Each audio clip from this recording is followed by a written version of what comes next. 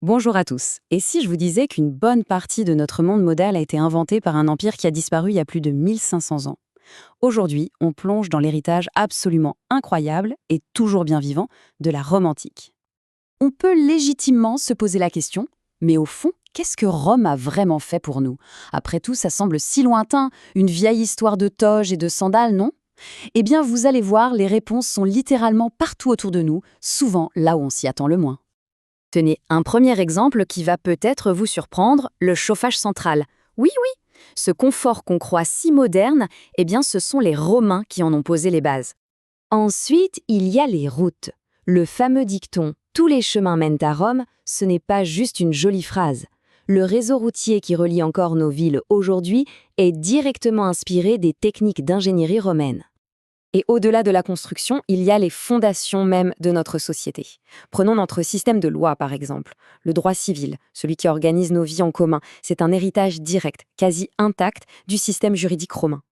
Et puis, quelque chose d'encore plus intime, de plus fondamental, les mots que nous utilisons.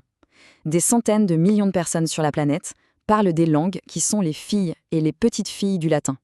Et croyez-moi, ce n'est que le début. Alors, voilà notre programme. On va explorer ensemble 5 domaines clés où l'empreinte de Rome est encore massive. L'ingénierie au service de tous, l'architecture du pouvoir, l'incroyable survie de sa langue, les fondations de notre droit et même notre façon de penser. C'est parti. On commence donc par l'ingénierie. Il faut bien comprendre que les Romains étaient avant tout des gens pragmatiques, des bâtisseurs. Pour eux, la science, la connaissance, ça devait servir à quelque chose de concret, à améliorer la vie des gens, tout simplement. Cette image, c'est l'illustration parfaite de leur génie. Une route romaine, ce n'est pas juste un chemin avec des pavés, non, c'est un système complexe, avec plusieurs couches superposées. C'était pensé pour durer, pour drainer l'eau, pour supporter le poids des légions en marche comme des chariots de marchandises. Le résultat, certaines de ces routes sont encore utilisées aujourd'hui. C'est fou, non?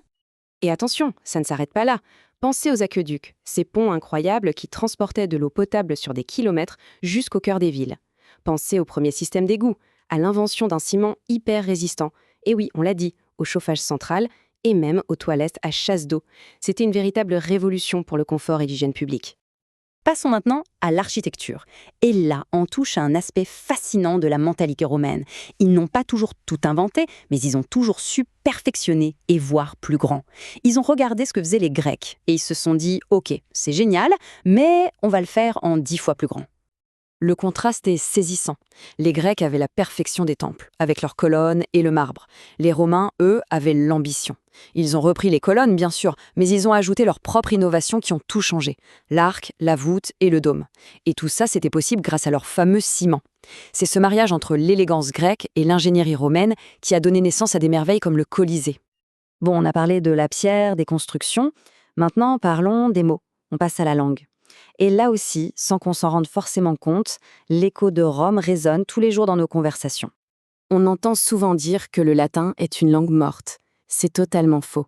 Le latin n'est pas mort, il a évolué. Il a donné naissance à une immense famille de langues qu'on voit ici. L'italien, le français bien sûr, l'espagnol, le portugais, le roumain, ce sont tous, en quelque sorte, les enfants du latin. Et le terme technique pour ça, c'est langue romane. Ce sont toutes les langues qui descendent non pas du latin très littéraire de Cicéron, mais du latin dit vulgaire. C'était tout simplement le latin parlé par tout le monde, les soldats, les commerçants, le peuple de l'Empire. Le latin de la vraie vie, quoi. Quatrième point, et pas des moindres, le droit. C'est peut-être l'héritage le plus solide et le plus impressionnant. Parce que figurez-vous que même après la chute militaire de l'Empire, ces lois, elles, ont continué à vivre et à se diffuser. Cet héritage, on l'appelle aujourd'hui le droit civil, ou le droit écrit. L'idée de base est simple, mais elle a tout changé. Les lois sont écrites, rassemblées dans des codes clairs. Le rôle du juge n'est pas de créer la loi selon son humeur, mais de l'appliquer telle qu'elle est écrite. Et ça, cette idée fondamentale, elle nous vient tout droit de Rome. Et l'influence de ce modèle est juste gigantesque. Il est à la base des systèmes juridiques de la quasi-totalité de l'Europe, mais aussi de toute l'Amérique latine, d'une grande partie de l'Afrique et de l'Asie. L'ombre du droit romain plane encore sur une bonne moitié de la planète. Allez, on arrive à notre dernière partie. Un héritage peut-être moins visible, plus subtil, mais tout aussi important.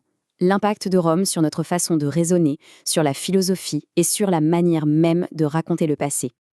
Là encore, le point de départ, ce sont les Grecs. Mais les Romains ont rendu la philosophie beaucoup plus pratique. Ils l'ont fait sortir des écoles pour l'utiliser dans les discours au Sénat, dans les tribunaux. D'ailleurs, énormément de nos termes philosophiques actuels viennent du latin. Et surtout, ils ont été les premiers à se regarder vraiment dans le miroir, à étudier et à écrire leur propre histoire avec autant de méthode et de détails. Cette phrase, elle résume tout parfaitement. L'héritage de Rome, ce n'est pas juste un souvenir qu'on met dans un musée. C'est une immense boîte à outils, remplie d'idées, de techniques, de lois, dans laquelle toutes les civilisations qui ont suivi ont pioché pour construire leur propre monde. Et ça nous ramène, pour finir, à notre toute première question. Quand on regarde nos routes, nos lois, quand on écoute les mots qu'on prononce, on est obligé de se demander, l'Empire romain est-il vraiment tombé, ou est-ce qu'il ne s'est pas simplement métamorphosé pour continuer à vivre, discrètement, à travers chacun de nous ?